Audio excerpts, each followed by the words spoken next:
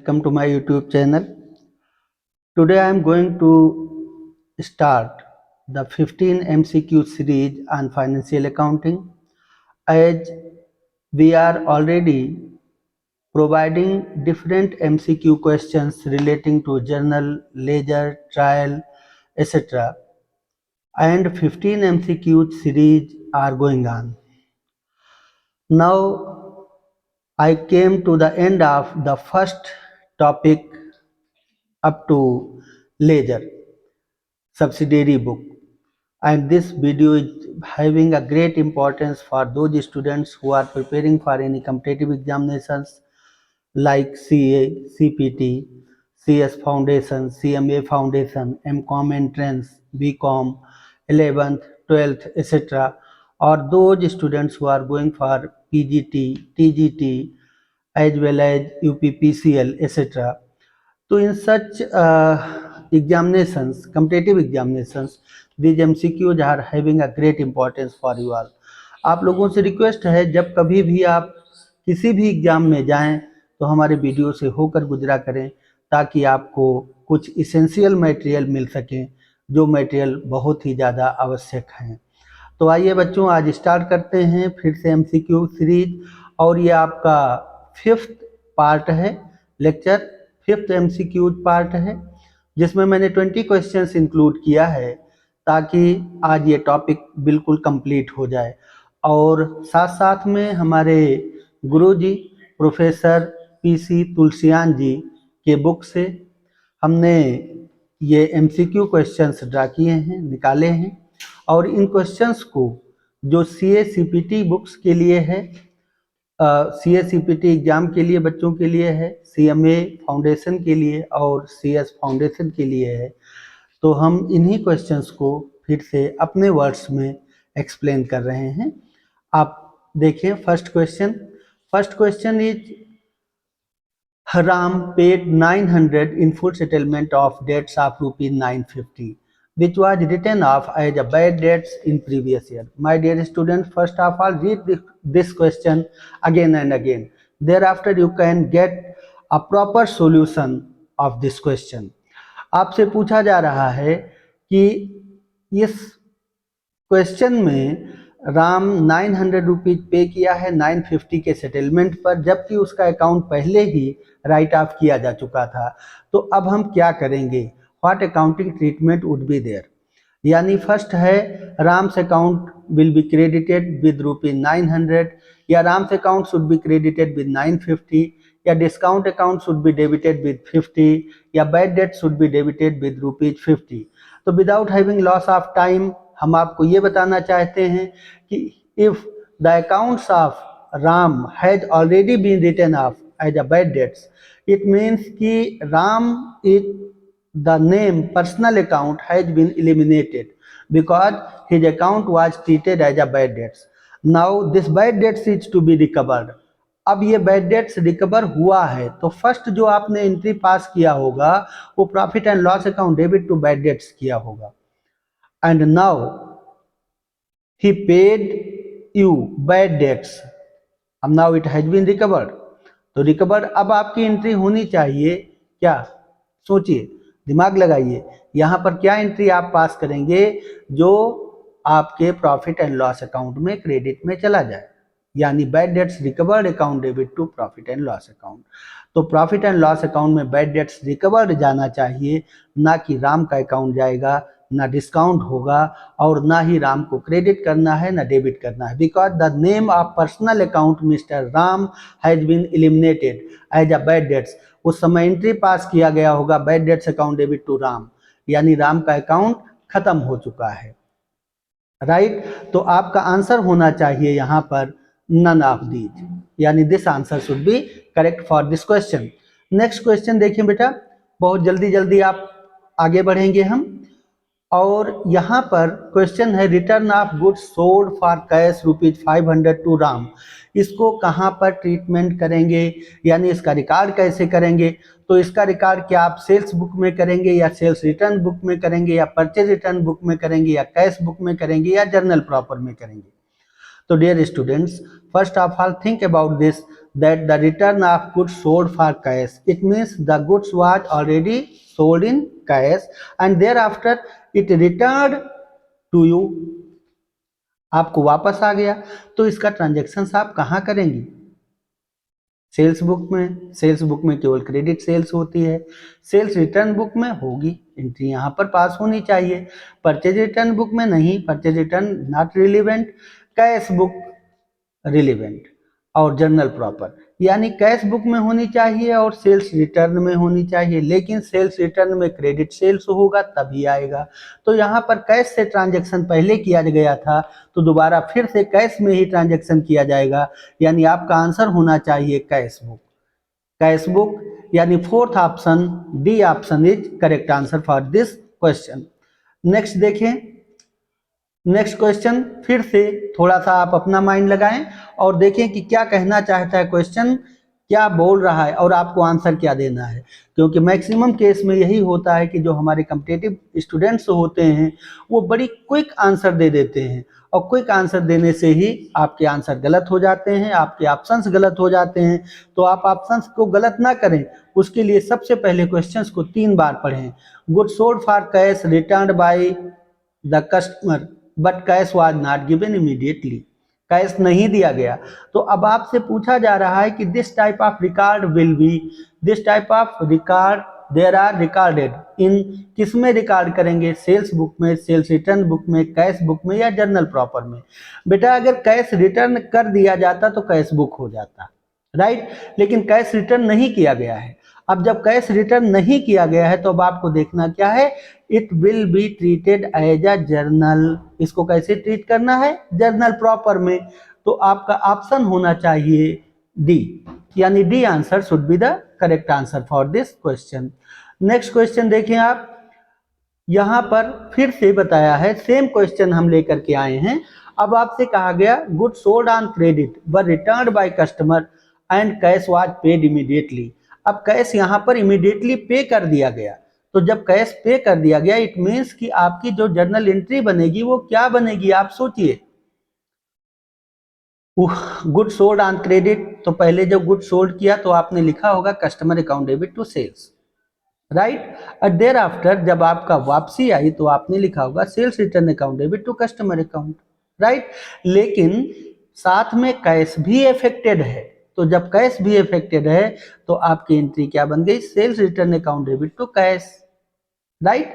तो sales return account debit to cash जब हो गया तो अब आपकी कौन कौन सा अकाउंट से अफेक्टेड होगा? सेल्स रिटर्न भी अफेक्टेड होगा और कैश भी अफेक्टेड होगा, यानी आपका ऑप्शन होना चाहिए सी।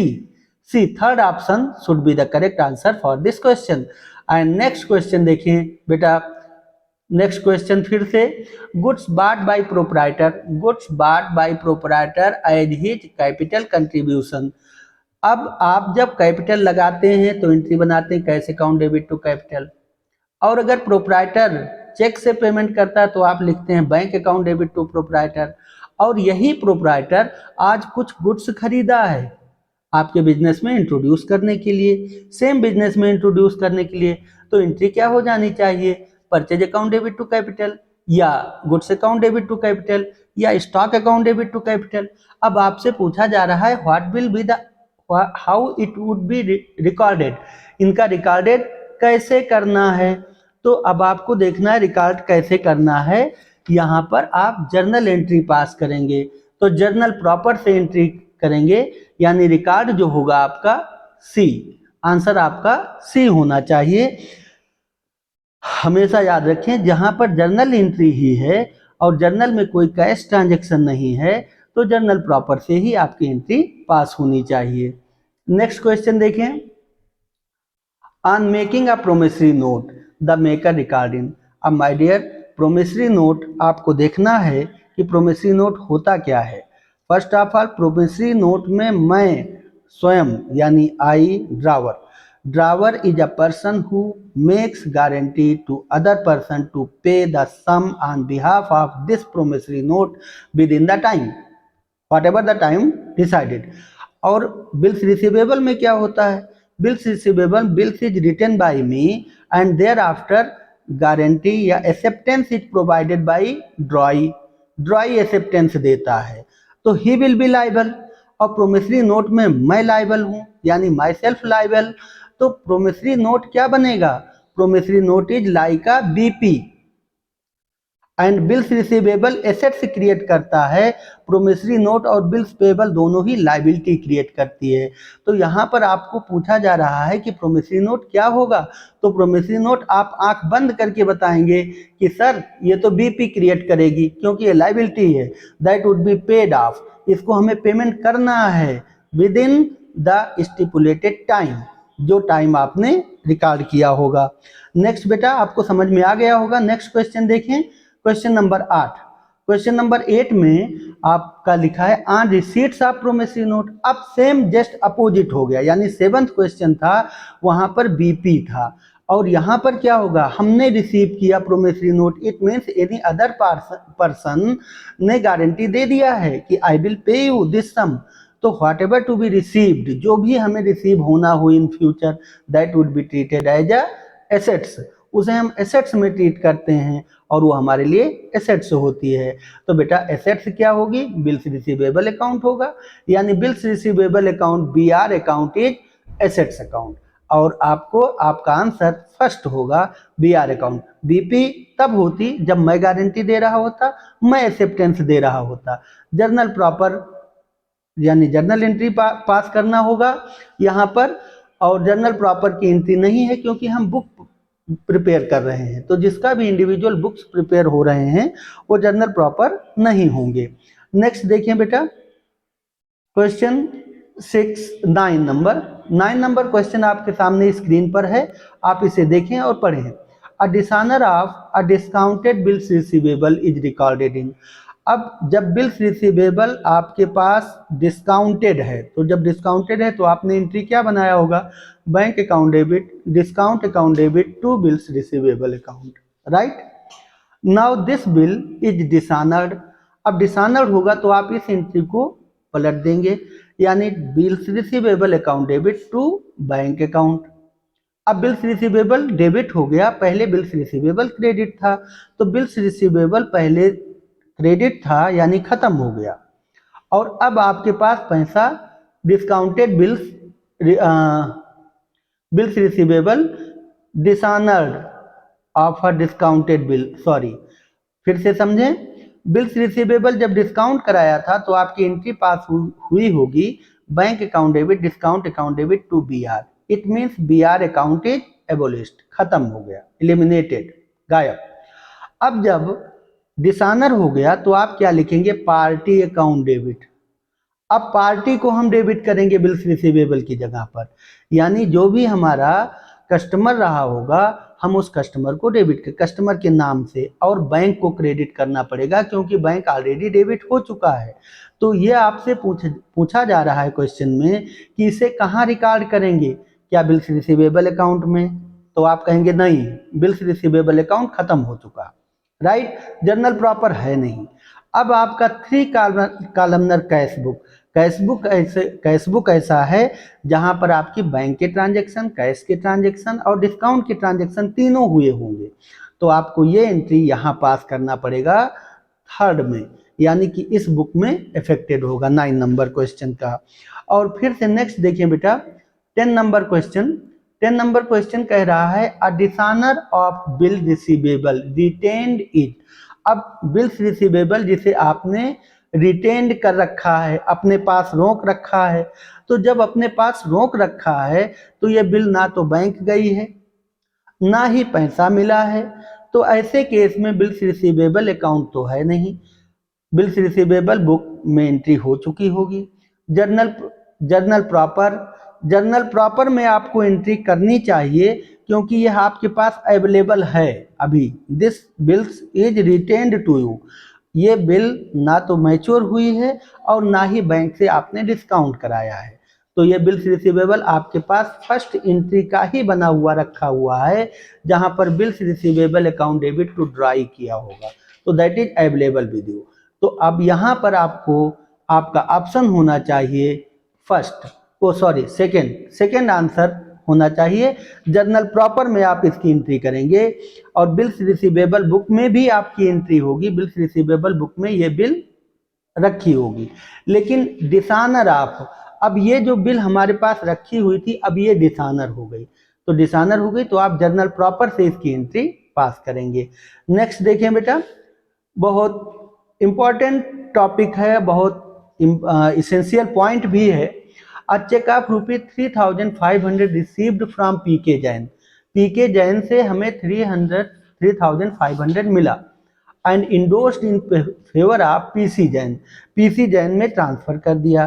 तो अब आप देखें, जब आपको चेक मिलती है तो that is recorded in 3 columnar cash book, and thereafter if it is endorsed to any other person so that also be recorded in credit side of 3 columnar cash book, right?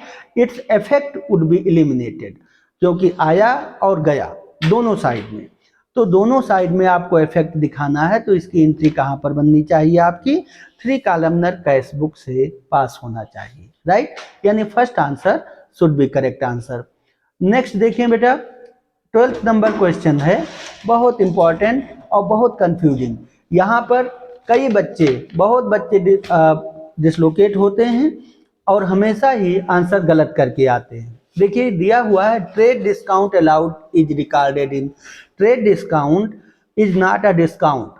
There are 4 types of discount, normal discount, del credit discount and cash discount etcetera. तो ये 3 types के जो discount होते हैं, इन सभी discount में आपको ध्यान देना है trade discount is like an advertisement. Trade discount केवल एडवर्टीजमेंट है, विज्ञापन है, आपको अट्रैक्ट करने का तरीका है, इसकी कोई एंट्री पास नहीं होती, बल्कि यहाँ पर सेल या परचेज उतने अमाउंट से कम कर दिया जाता है। जैसे 100 रुपए की बुक है, 10% ट्रेड डिस्काउंट है, इट मीन्स 90 रुपीज बुक्स की कॉस्ट हो गई। तो if you are purchasing it the cost will be 90 and 90 will be recorded as a purchase और सेल, राइट? तो this trade discount will never be entered anywhere, कहीं भी नहीं होगा। तो आपका आंसर होना चाहिए नन, कोई भी आंसर नहीं है, right? It should not be recorded in journal entry. Next question देखें, next question is also a very important for you. An allowance of ₹250 offered for early payment is recorded in, यानी कि अब आपको early payment के लिए 250 allowance दिया गया है। तो this allowance will reduce the amount receivable, whatever you are going to be received वो अमाउंट उतना 250 रुपीज से कम हो जाएगा। तो जब ये कम हो जाएगा तो that would effect to the cash account, ये कैश बुक को इफेक्ट करेगा। तो आपकी एंट्री होनी चाहिए कैश बुक में, राइट? क्योंकि कैश इतने से कम मिलेगा, राइट? तो क्वेश्चन नंबर 13 का जो करेक्ट आंसर होगा वो आपका बी है, second answer. And 14 number question, 14 number question आप देखेंगे, second hand motor car purchase on credit from B for ₹35,000।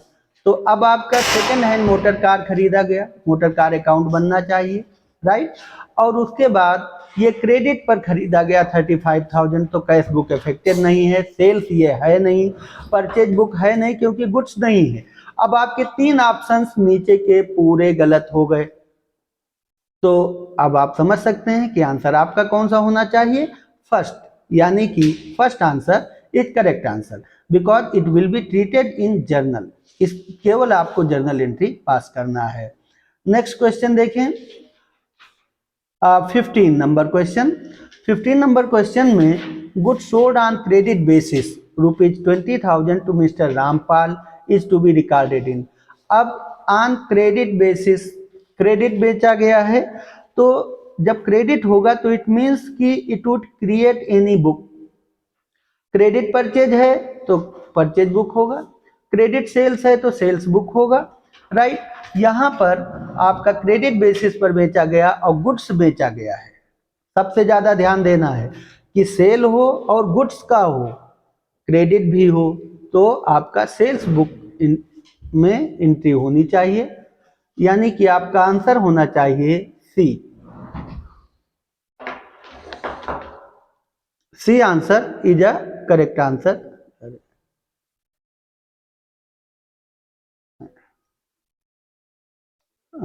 C answer is correct answer.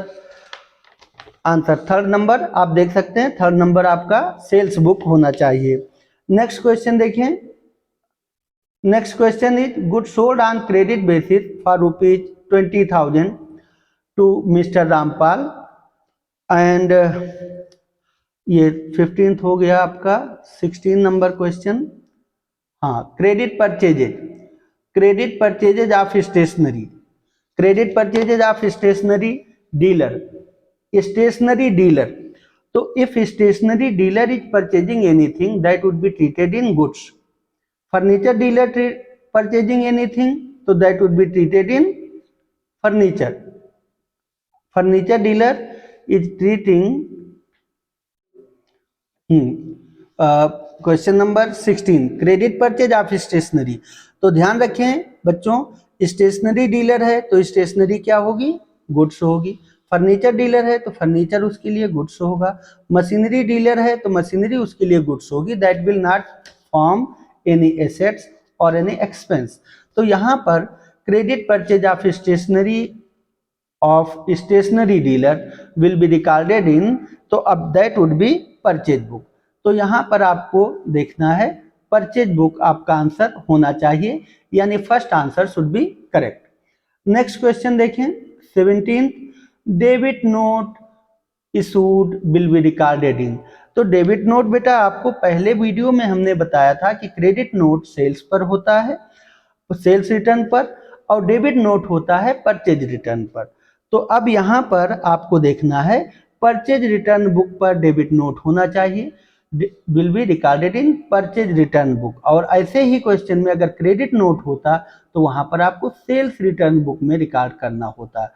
ऐसे क्वेश्चंस को हमेशा माइंड में मेमोराइज रखें ताकि आप कभी भूलें नहीं। और ऐसे क्वेश्चंस टीजीटी, पीजीटी और बैंक्स में, यूपीपीसीएल में मैक्सिमम पूछे जाते हैं। सीपीटी में भी कई बार क्वेश्चंस आ चुके हैं इसी टाइप के। 18 नंबर क्वेश्चन देखें बेटा, bills receivable of ₹1000 received in full settlement of ₹1100 dishonoured. अब देखें अगर ये बिल्स रिसीवेबल आपका रिसीव्ड हो गया था फुल सेटलमेंट में डिस्काउंट देने के बाद भी, तो that would be the part of your cash book and bills receivable book, but now it has been dishonoured and it would be recorded in journal proper. अब इसको हमें जर्नल प्रॉपर में रखना पड़ेगा because bill is dishonoured and bill is already eliminated by the payment. Next question is before you, credit purchase of goods from supplier recorded as a credit sales is to be rectified with। अब आप देखें कि इसको हमें rectification करना है। Maximum रेक्टिफिकेशंस journal entries से ही पास होते हैं और आप जानते हैं कि हमारे पास 3 टाइप्स की एरर्स होती हैं। एक सिंगल एक्सपेक्टेबल होती है जो एक पक्षीय शुद्धि होती है, डबल एक्सपेक्टेबल होती है और ट्रिपल एक्सपेक्टेबल होती है। तो हम इन सभी को जर्नल प्रॉपर से ही ट्रीट करते हैं, यानी कि आपका ऑप्शन फर्स्ट क्लियर होना चाहिए। That should be correct answer for this question. And next last question is unpaid salary. तो my dear, it is very important question। Unpaid salary is to be provided for. Unpaid salary भी आपकी वैसे journal entry से ही, journal proper से होनी चाहिए। ऐसे ही unpaid salary है, आउटस्टैंडिंग है, प्रीपेड है, एक्रूड है, अनएक्रूड है, ये सभी जर्नल प्रॉपर से ही ट्रीट किए जाएंगे और जर्नल प्रॉपर का ही आपका पार्ट होगा, यानी आपका आंसर सी होना चाहिए।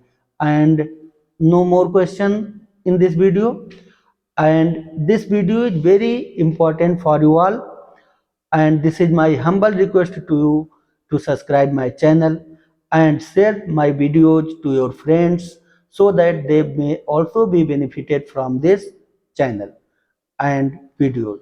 Thanks a lot.